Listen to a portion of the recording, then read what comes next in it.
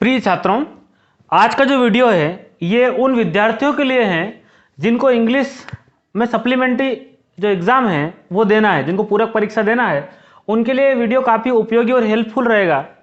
मैं उम्मीद करता हूँ यदि आपने 20 मिनट यहाँ दे दिए तो आप पासिंग मार्क्स ला सकते हो।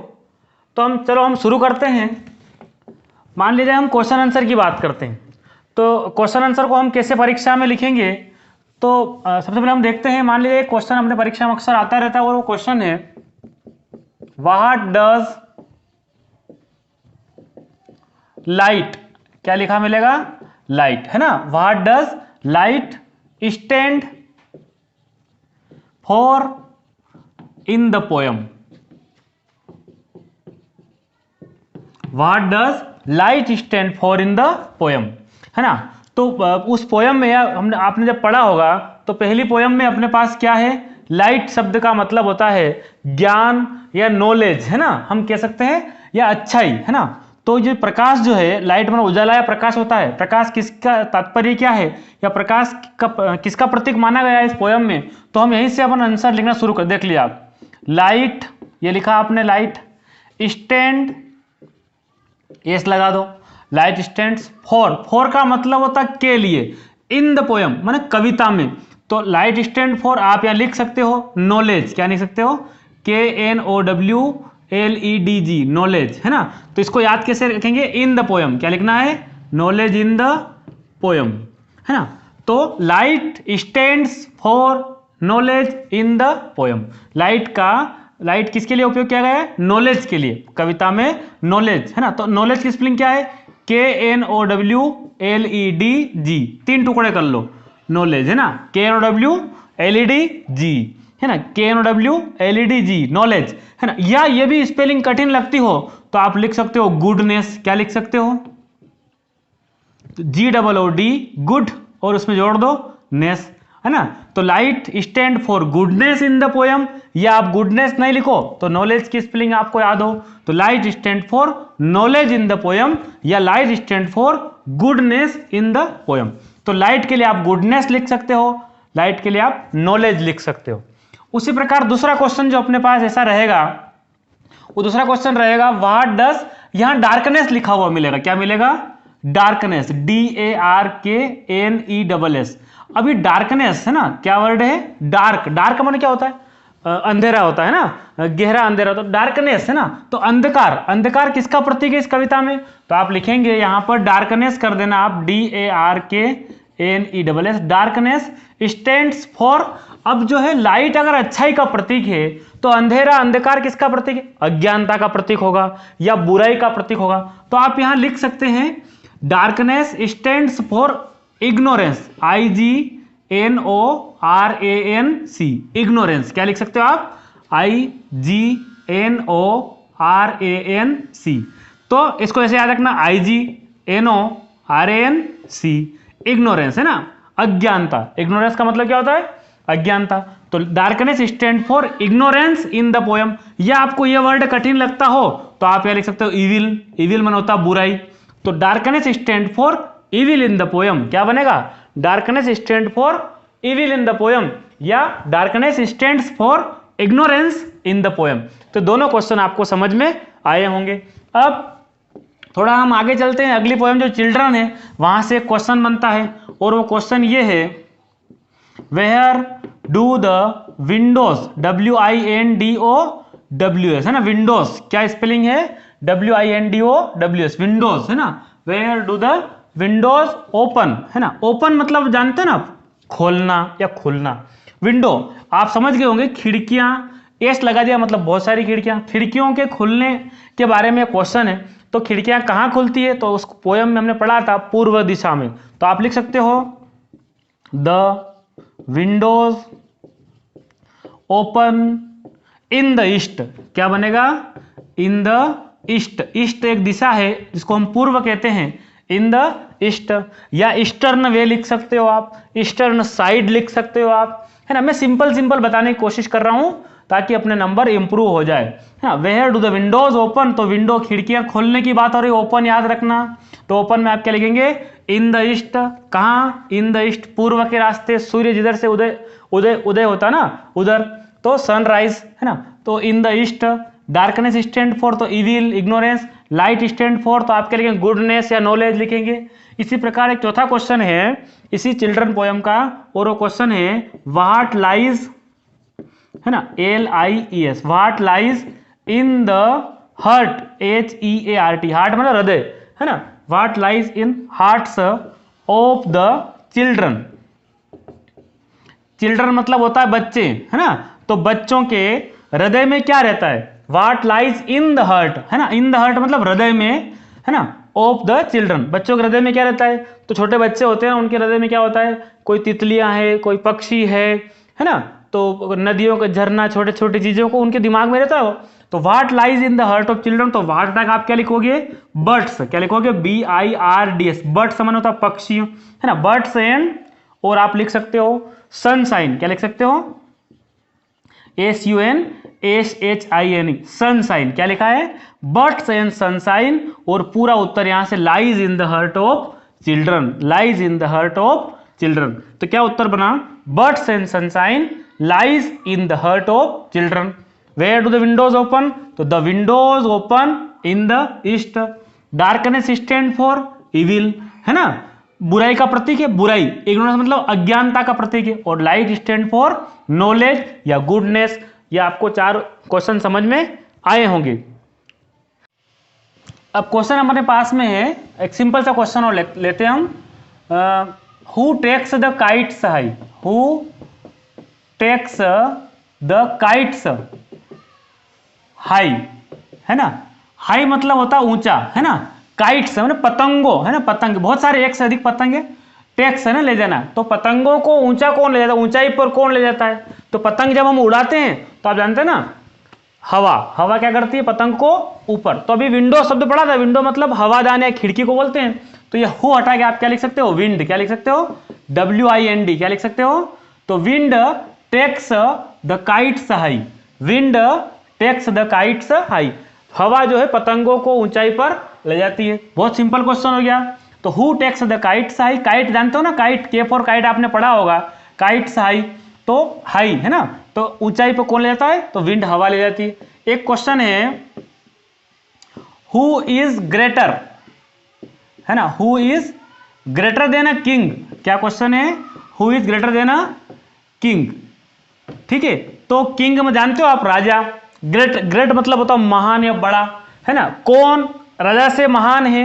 तो एक एंगर पोयम है, उस पोयम के अंदर एक क्वेश्चन है who is greater than a king, तो राजा से महान कौन है, तो उस व्यक्ति को हम राजा से महान कह सकते हैं उस पोयम के अकॉर्डिंग, कि जिसने अपने गुस्से पर, अपने क्रोध पर काबू कर लिया हो, वो व्यक्ति राजा से भी महान है।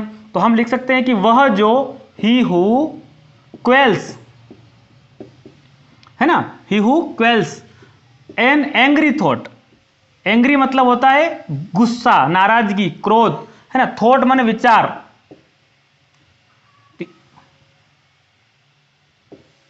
है ना, तो he who quells an angry thought, thought माने होता है विचार, एंग्री मतलब होता है गुस्से वाले, है ना, एन एंग्री लिखा है, तो एन क्यों लगा, जैसे एन एप्लीकेशन लिखते हैं ना अपन, ऐसा ये आर्टिकल है। तो ही हु क्वेल्स, है ना, जिसने काबू कर लिया हो अपने गुस्से वाले विचार पर, is greater than a king, वही राजा से। ये हु हटा के इतना लाइन लिखनी है आपको, he who quells an angry thought is greater than a king, he who quells an angry thought is greater than a king. राजा से महान कौन है, जिसने अपने विचारों पर, है ना, कौन से विचार, जो गुस्से वाले विचार आते हैं ना, उन पर कंट्रोल कर लिया हो, वो व्यक्ति राजा से भी महान है।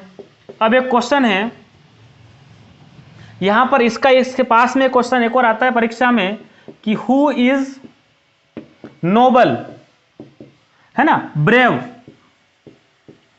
एंड वाइज, वाइज मतलब होता है बुद्धिमान, है ना, तो यहां लिख सकते हैं अपन एंड वाइज, ठीक है। Who is noble brave and wise, तो कौन, नोबल मन होता है उत्तम, ब्रेव माने बहादुर, और वाइज मन होता है बुद्धिमान, तो कौन उत्तम, बहादुर और होशियार या बुद्धिमान है, तो किसको कह सकते हैं हम, कि ऐसा व्यक्ति जिसने स्वयं पर विजय प्राप्त कर ली हो, है ना, और अपने आप पर नियंत्रण में रखता हो अपने आप को, व्यक्ति क्या कहलाएगा, नोबल ब्रेव एंड वाइज। इसका भी उत्तर ऐसा ही सेम है, हम लिख सकते हैं ही हु फॉर्मली है ना, दृढ़तापूर्वक, FIRMALY, ही हु फॉर्मली, जिसने दृढ़ता से, ट्राई है ना, तो हम लिखते हैं tries, he who formally tries to conquer है ना, CONQUER, तो he who formally tries to conquer and rule, rule का मतलब होता कानून या नियम, तो he who formally tries to conquer and rule himself, himself का मतलब होता है खुद पर, is noble brave and wise. तो थोड़ा सा बड़ा क्वेश्चन है, लेकिन आप इसको पढ़ लेंगे तो इन दोनों में से एक आध क्वेश्चन आपको परीक्षा में जरूर मिलता है। He who formally tries to conquer and rule himself is noble brave and wise, तो जिसने दृढ़ता पूर्वक कोशिश की हो, कन्क्वेयर मतलब जीत की, विजय की, एंड रूल हिमसेल्फ, और अपने आप को खुद के ऊपर कानून में रखा होगा, तो व्यक्ति नोबल ब्रेव एंड वाइज कहलाता है। यह भी आपको क्वेश्चन समझ में आया होगा। अब एक क्वेश्चन है अपने पास में, what should proper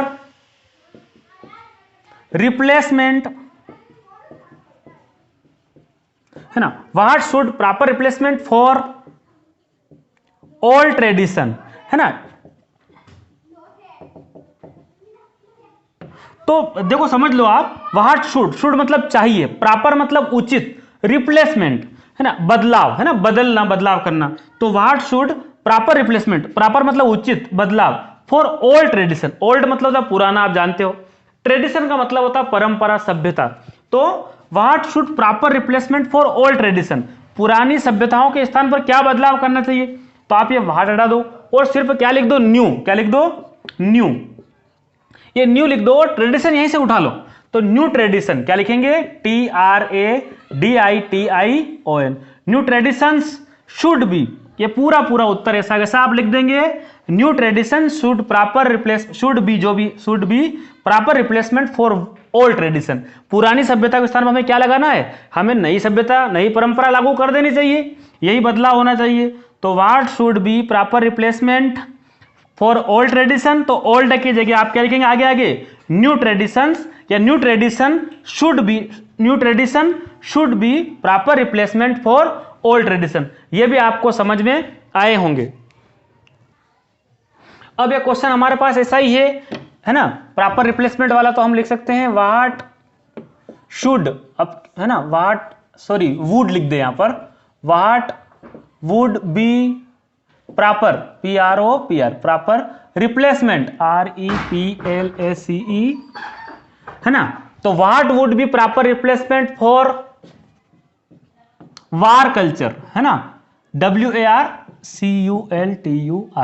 war culture है ना, तो आप देखिए what would be proper replacement for war culture, तो ये रिप्लेसमेंट मतलब बदलाव, प्रॉपर मतलब उचित है ना, वार मतलब होता है युद्ध, वार का मतलब क्या होता है, युद्ध, युद्ध, और कल्चर मतलब संस्कृति, तो युद्ध वाली संस्कृति के स्थान पर हमें क्या बदलाव करना चाहिए भाई, लड़ाई झगड़े के स्थान पर क्या करना है, शांति से रहना चाहिए, तो आप कुछ नहीं लिख सकते, यहां पर लिख सकते हैं पीस, क्या लिख सकते हो, PEACE, पीस का मतलब होता है शांति, तो peace would be proper replacement for war culture, पूरा पूरा ऐसा कैसा आप यहीं से लिख सकते हैं। यदि आप और अच्छे से लिखना हो तो आप लिख दो years, YEAR, years of peace, वर्षों की शांति है ना, वर्षों की जो शांति है उसको स्थापित कर देंगे, लेकिन आप अपना काम चला लेंगे, peace would be proper replacement for war culture है ना, शांति से रहोगे तो बदलाव हो जाएगा युद्ध वाली संस्कृति के स्थान पर। उसके बाद एक क्वेश्चन और अपने पास में है, क्वेश्चन ये है कि हमारा शिक्षक किसे होना चाहिए, तो क्वेश्चन ये है who should SHOU, who should be our, हमारा टीचर, TEACHER है ना, who should be our teacher according to the poet,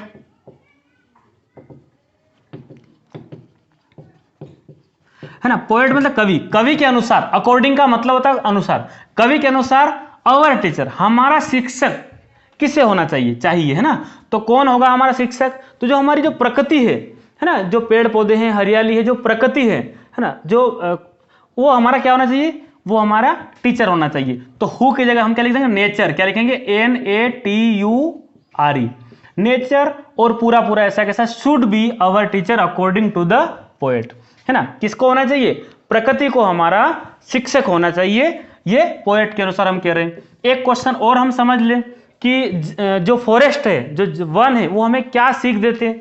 तो क्वेश्चन इस प्रकार बनेगा, व्हाट कैन फॉरेस्ट, है ना, फॉरेस्ट मतलब होता है जंगल या वन, फॉरेस्ट टीच अस, अस मतलब हमें, है ना, जंगल हमें क्या सीख देते हैं। तो मैं मान ले इसको FOR, है ना, ये इस प्रकार लिख दिया मैंने सरल से। What can forest teach us, तो जंगल हमें क्या सीख देता है, तो क्या अच्छा है और क्या बुरा है ना। तो मोरल, इविल एंड गुड, अच्छी नीति की बातें हमें जंगल से सीखने को मिलती है। तो हमें सिंपल रूप में इसको ऐसा लिख सकते हैं, तो यहां लिखेंगे द फॉरेस्ट कैन, ये कैन आ जाएगा, teach us, the forest can teach us what is right, क्या सही है, और व्हाट इज गुड, क्या सही है और क्या गलत है। तो मैं इसको ऐसा लिखता हूं, व्हाट इज गुड, क्या सही है, एंड लिख दो आगे, एंड व्हाट इज, एंड